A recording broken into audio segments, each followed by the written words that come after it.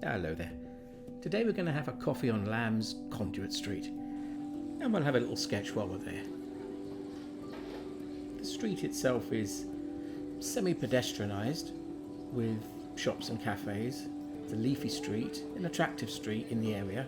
Lots of locals go there, although it's not the kind of place that tourists would go necessarily. And we're here to look at a specific building, 29 Lamb's Conduit Street, which is now occupied by the Knockbox Coffee, which is a decent place to have a coffee, I have to admit. There's quite a few interesting buildings on this street, largely late Victorian, and the building we're choosing today is 1887. There's a plaque on the actual facade, so we know the precise date it was built. But our choice is as much to do with a very convenient bench in order to sit than it is to do with anything else. Sometimes when you go out sketching, it's as much about you're sitting having a coffee and a pastry and you're going to sketch the view. It's about capturing your experience. It's not just you saying, I choose to draw this particular building and therefore I have to bring a stool and find a place to be and set everything up. Sometimes it's just a reaction to a pleasant afternoon. We've chosen a warm piece of A3 paper, and we're going in first with a white acrylic pen just to establish the drawing, really.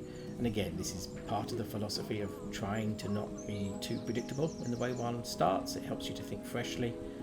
Even though you may take the same kit with you every time, it doesn't mean to say you have to use the same process. Changing the process is part of the joy.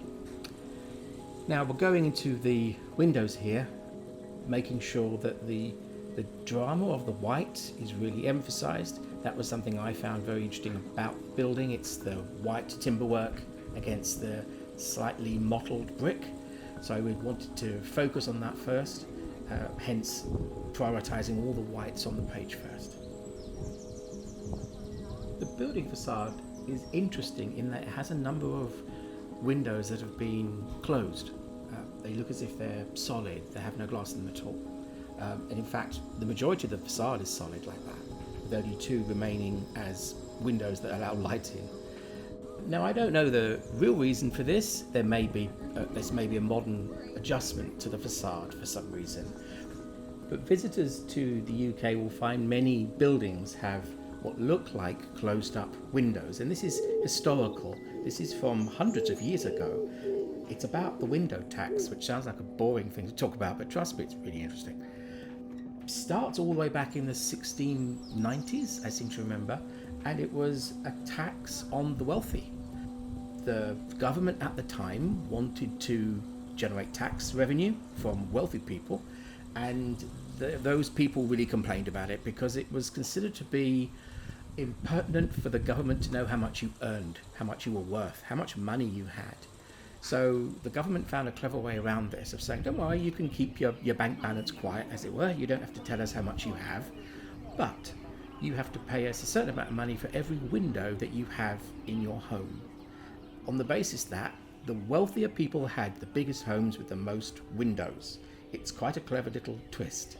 And this window tax actually lasted a very long time and was repealed in the 1850s, I think. The reason it was considered quite a progressive tax at the time is that it meant that the tax officials could visit your house but not asked to go in the house. They could basically stand outside and count your windows and tax you based on that. They didn't have to knock on the door and sort of intrude upon your life in any way. And one of the strange twists in this is that people started to block up their windows in order to pay less tax.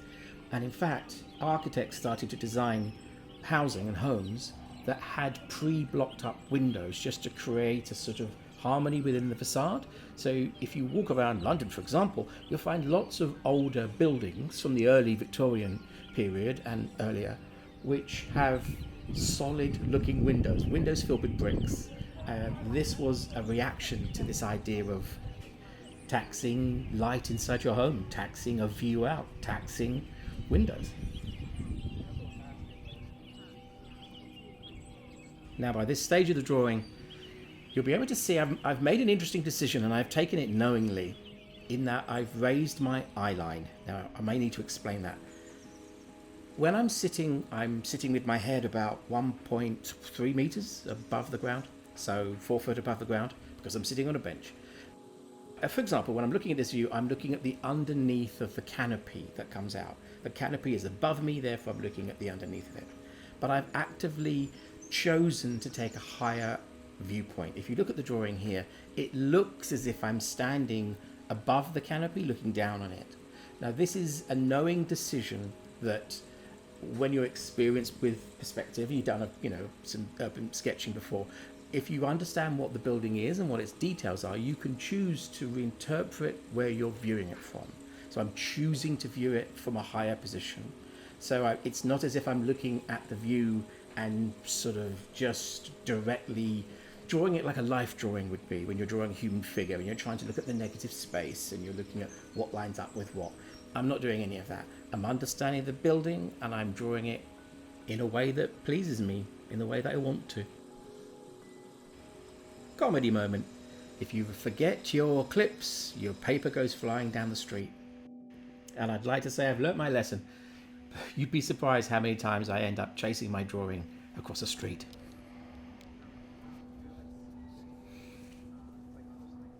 Today was my first iced flat white. I'm a big flat white coffee fan.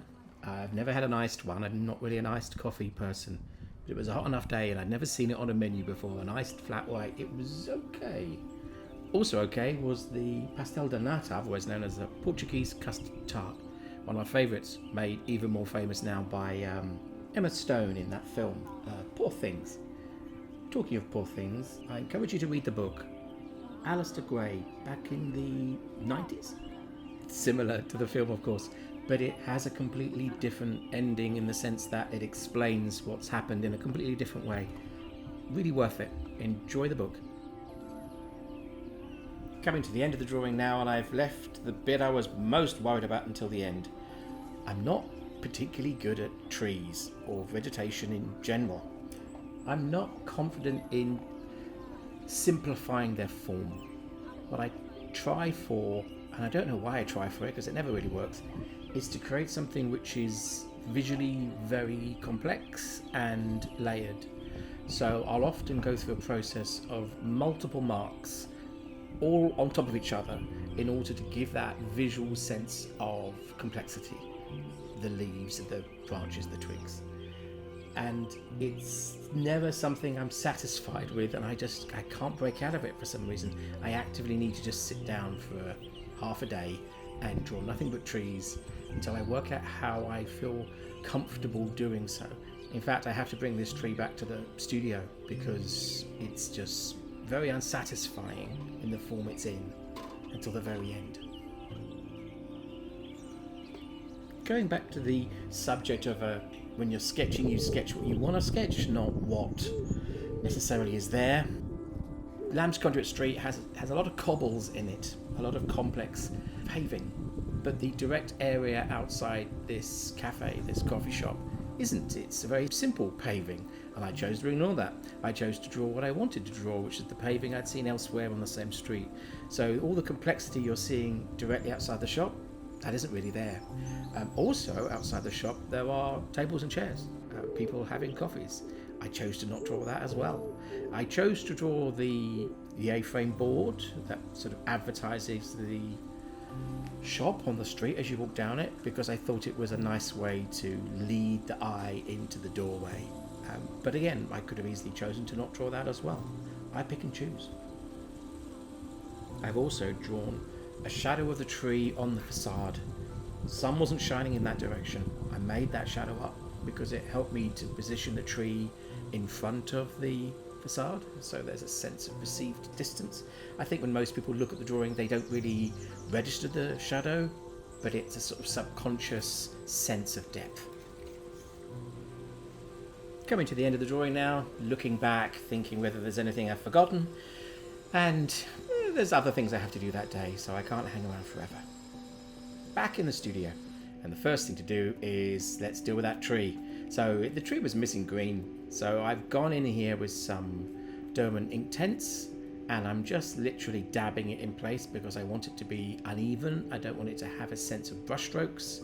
I wanted it to be kind of random pools of colour to add to this sense of visual complexity. And I'm immediately much happier with it. It feels more like a tree, and it gives it that sense of textual complexity that I'm looking for.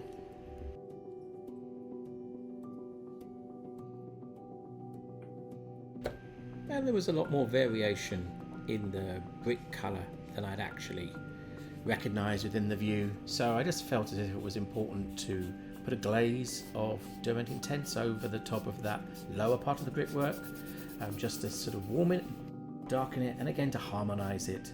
So all the different marks I made have this over colour that helps them to connect. When you're using a sort of a wash like this, it can go on quite dark because it's wet, and you can kind of wash it out. So it's a good way of bringing warmth and bringing harmony right at the very last moment. Just make sure you apply it wet enough that you can move it around and it blends, so it doesn't sort of pool and become a solid. So I think we're done. It's not a particularly important drawing. It's a capturing a moment, having a coffee and a pastry on Lamb's Conduit Street on a Saturday afternoon. Thank you for watching. I'll see you next time.